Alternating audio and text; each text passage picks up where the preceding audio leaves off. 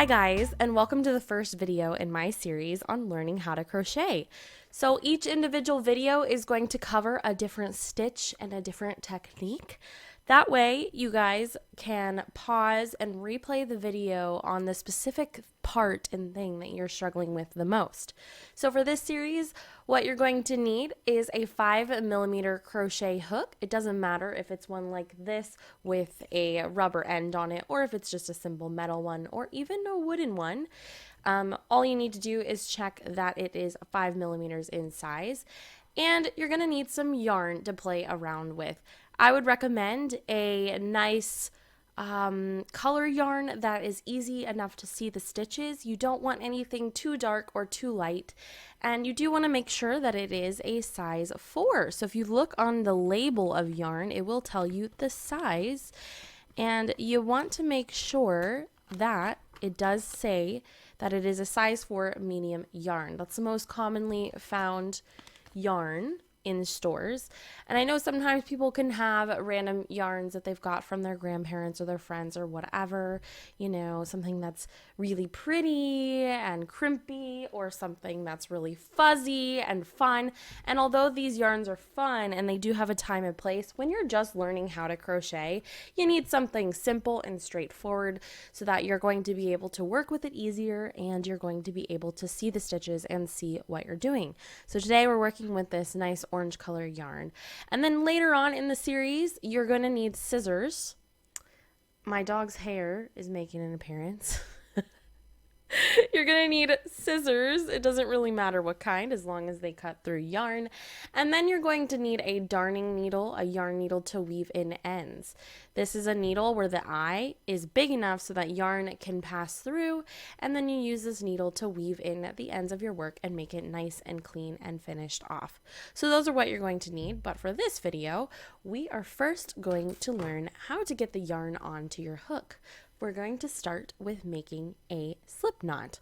So what you're going to do, and your yarn may be packaged in a different way. This is a yarn cake. It's my favorite way to work with yarn. It's just the easiest and the best. And you can either do center pull, so you can find the center down in here, if I can find it.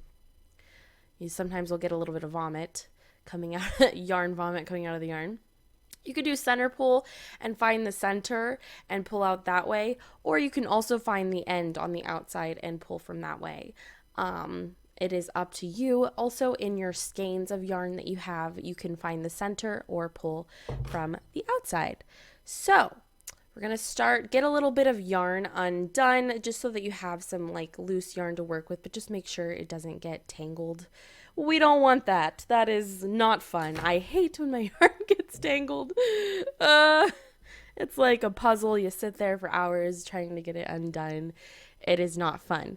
Okay, so the first step, we are going to learn how to make a slip knot. This is how you get started. This is how you get the yarn onto your hook and start making your magical work of art. So take the bit of yarn, and you're going to want to pinch it with your thumb and ring finger on your less dominant hand. So your dominant hand is going to be the hand that holds the hook. I am right-handed, and so that's the way that I know how to teach how to do this.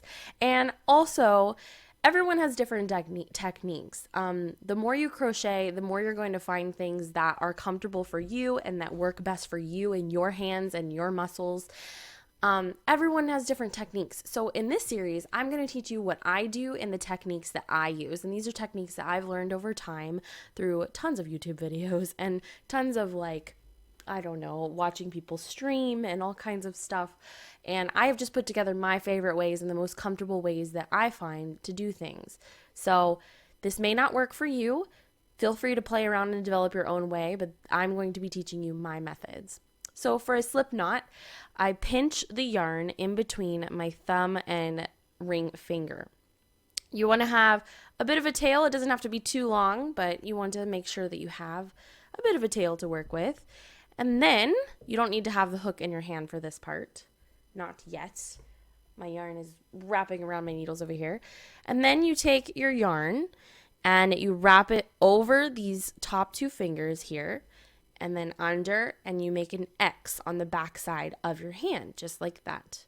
Then Still holding with my thumb and my ring finger, I flip over my hand, and you have two parallel strings of yarn running over your fingers. Now you want to keep your fingers separated. You don't want this to get too tight.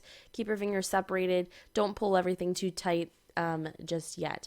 Then you want to secure this piece of yarn like with your pinky. You can either grab it, like hook your pinky under like that. Oh, it's a little hard to do, but I usually just take it and I pinch it down with my pinky against my finger like that. It doesn't have to be held too tight. I just need to secure that yarn so that I can work with it.